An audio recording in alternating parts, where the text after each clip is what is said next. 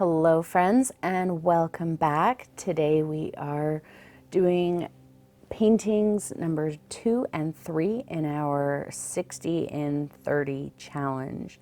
And I hope after yesterday's video you were inspired to maybe take up the challenge, maybe a smaller, more more accessible challenge than my ridiculous number of paintings.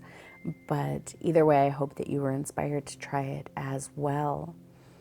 Today, the first painting that we're doing here was inspired by a color scheme that I was using a lot last year while I was doing paintings like this.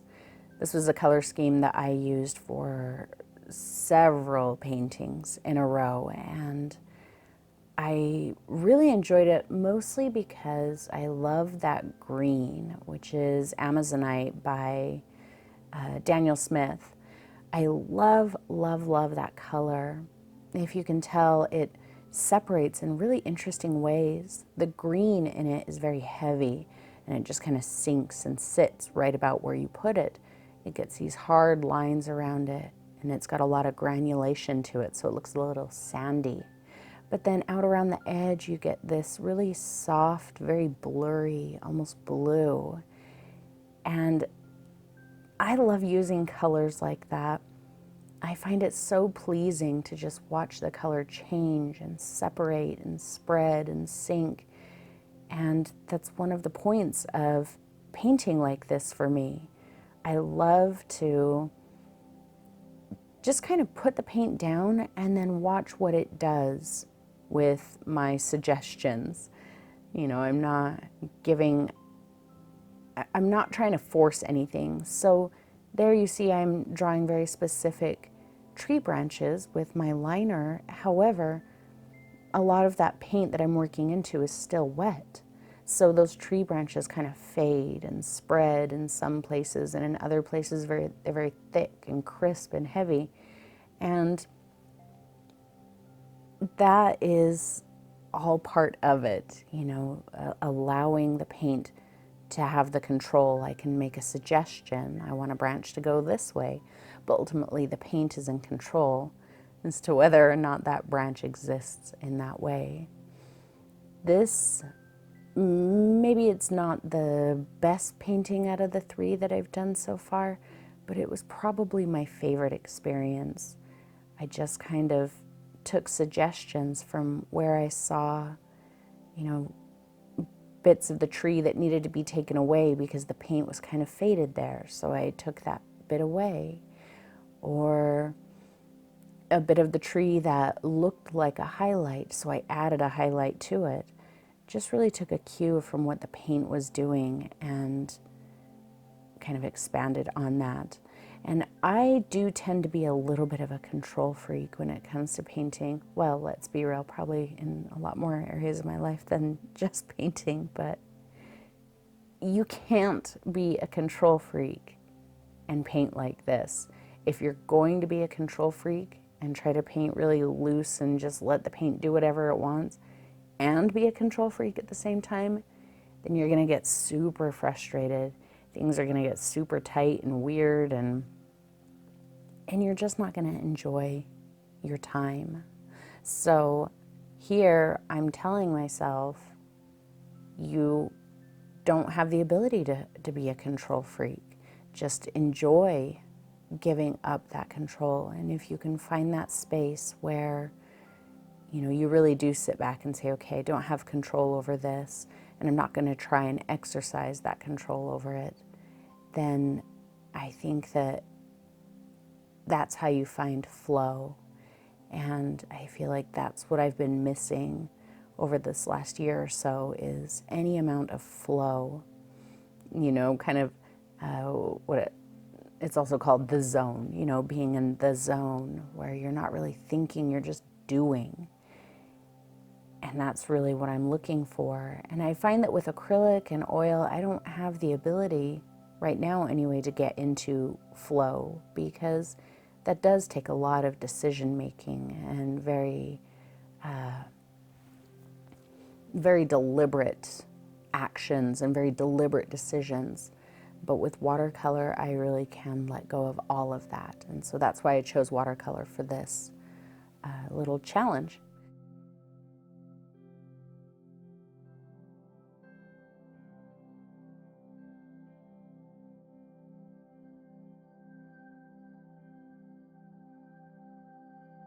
And all of the colors and materials that I used are in the video description below. So do check that out if you have any questions about, what I'm using, and if there's a color that you really like that you'd really like to add to your color palette, you'll be able to find all of it there. I will actually have all of these paintings for sale as well, and they will all be framed just in simple little black frames, but just check out my Facebook page or my website for that information. As of this moment, while I'm recording this, I have not put any of them up for sale there, so I don't know right now where I am pushing that or promoting that. So just make sure to check out my Facebook page and or website for that information.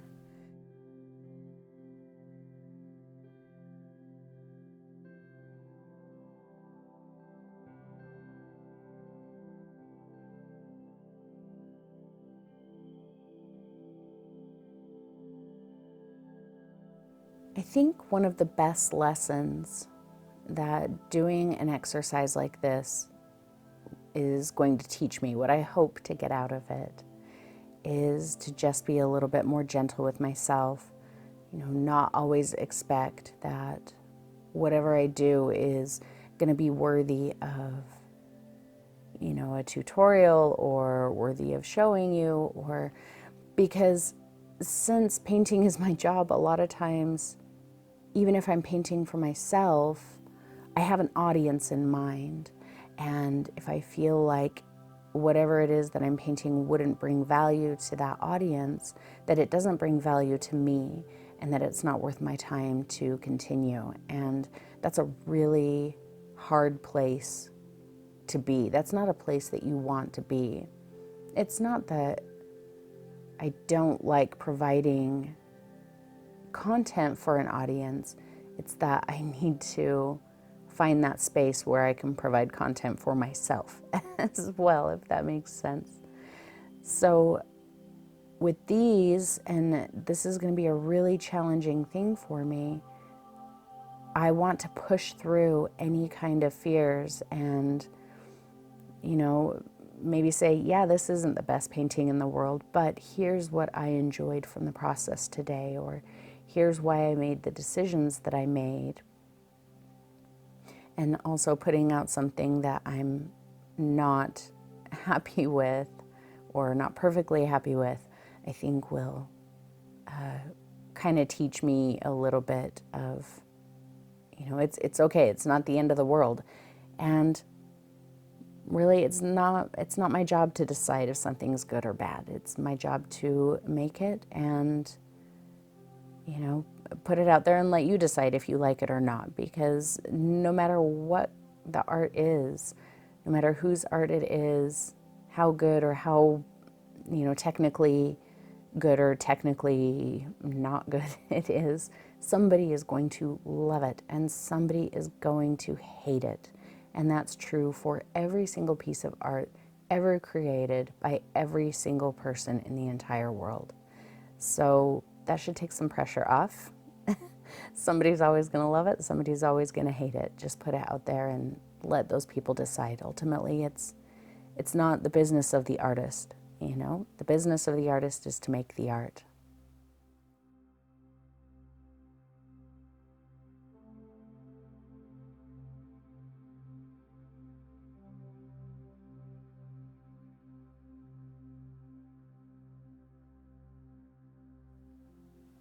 I really loved putting all these little highlights and shadows into this tree, and I was very, very happy with the way that this tree came out.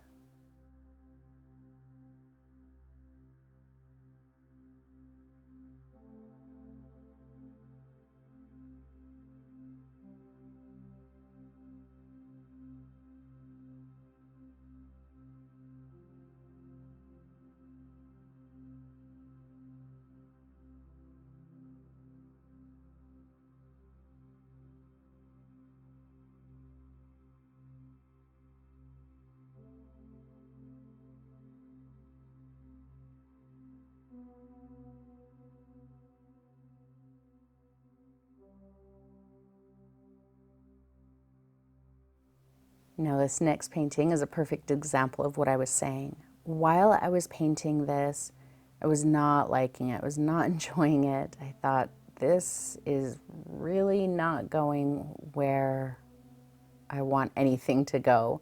And I thought, honestly, well, this is going to be my very first painting that I do and don't include in the video because it's not good enough. But I reminded myself of why I'm doing this. And I'm not doing this to put out these videos and say, hey, look how great I am and I love all of these paintings.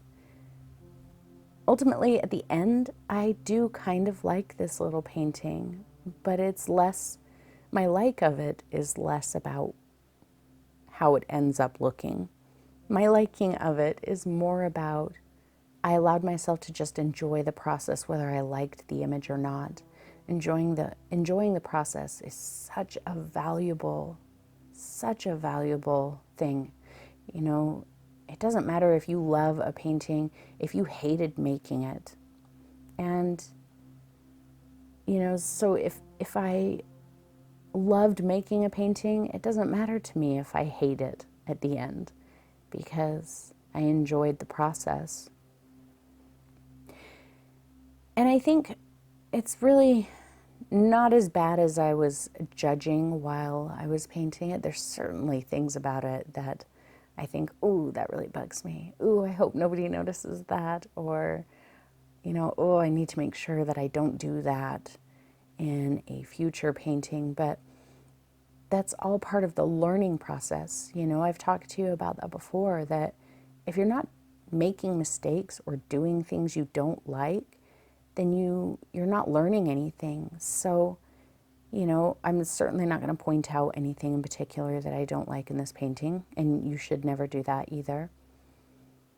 But if I pay attention to the things that I don't like and remember that for next time, hey, remember you did this and that wasn't good, now be aware of it in this painting, make sure you don't do it. Or remember that opportunity that you felt like you had in that other painting, you could have done this, maybe do that in this one. And so it's those errors, it's those mistakes, it's the things you don't like that tell you what to do to get an image that you do like, if that makes sense. If you know what not to do, then you won't do it the next time, and your painting will be even better because you won't have made that mistake, because you've already made that mistake. So for all of you, I know I hear it so constantly. Oh, I made a mistake. I hate making mistakes. I'm afraid I'm going to make a mistake. If you are afraid of mistakes, and if you allow your fear of mistakes to stop you, then you will never do it. You will never learn how to paint if you don't allow yourself to make mistakes. There's nothing wrong with making a mistake. Making a mistake is a good thing. We have to change our relationship with mistakes. You know, we think a mistake, that's bad. If I make a mistake, that means that I suck. It means that I'm a bad artist. It means that I am never going to be able to create the kind of art that I want to create. And that's garbage thinking. We have to get that out of our head. If you make a mistake, you just learned how not to do it. And by learning how not to do it, you are learning how to do it.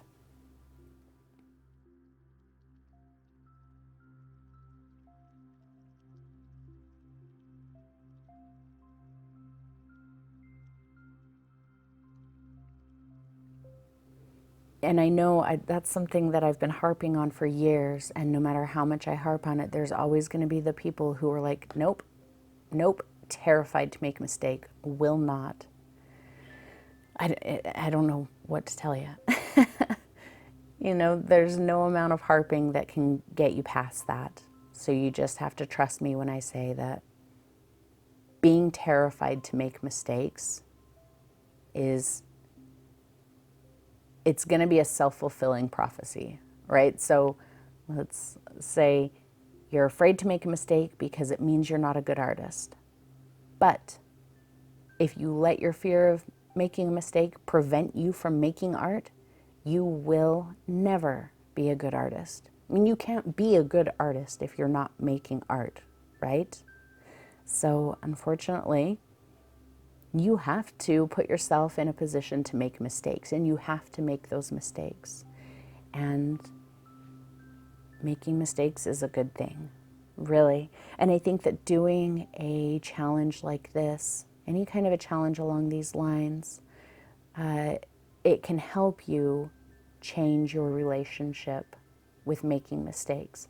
You know, I don't have a problem making mistakes, but a lot of times I do have a problem making mistakes when it comes to videos, because I think they don't want to watch me do it wrong. They just want to see how to do it right.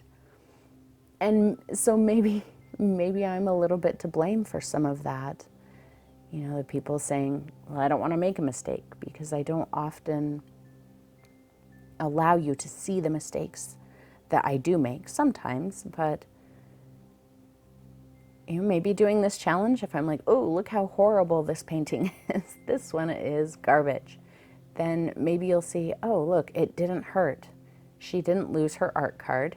She still, you know, is allowed to paint and put videos on YouTube for, you know, lots of people to see the horrible mess that she made, and she's surviving it and still painting. Maybe that will help you kind of change your relationship with mistakes and feel a little bit more comfortable with it. I apologize for the lighting on this video. I am working at home right now, and the only place that I have available to paint at the moment is in front of my big picture window in my living room. And on a cloudy day where the sun is coming and going from behind the clouds, it's impossible to consistently light my workspace. So it's a little bit wobbly, but hopefully I'll be going back to my studio very soon, and I have a very consistent light source there, so we won't have to deal with it. So right there, see, that's me putting out a video that's less than perfect, so you can see my mistakes, and you know, just pushing through that, pushing past that.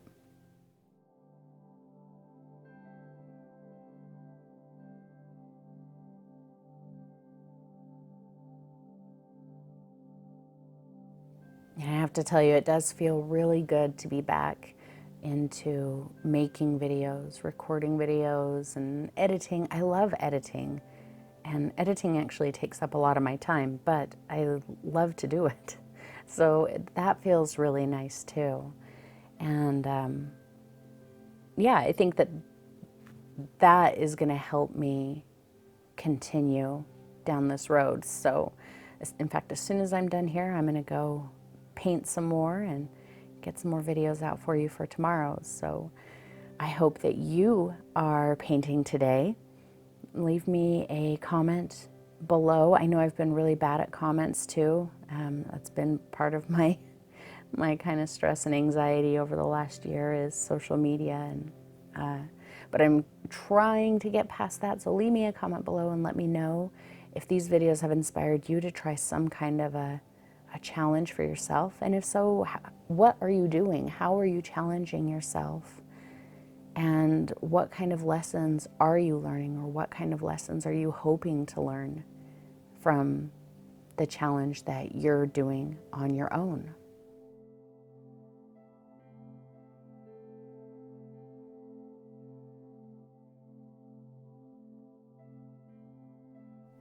See, so overall, I think I salvaged this little painting. It, you know, it's definitely not my favorite of the three I've done so far, but I don't hate it. And there's, for every one thing about this painting that I really don't like, there's something else that I really do like. And so I'm looking forward to taking some of those things, you know, both the things I like and the things I don't like, and focusing on those later today and seeing how they improve the paintings that I'll be doing today. So thank you for joining me again today. I hope that you are feeling inspired and enjoying this journey. And I hope to see you very soon again, hopefully tomorrow.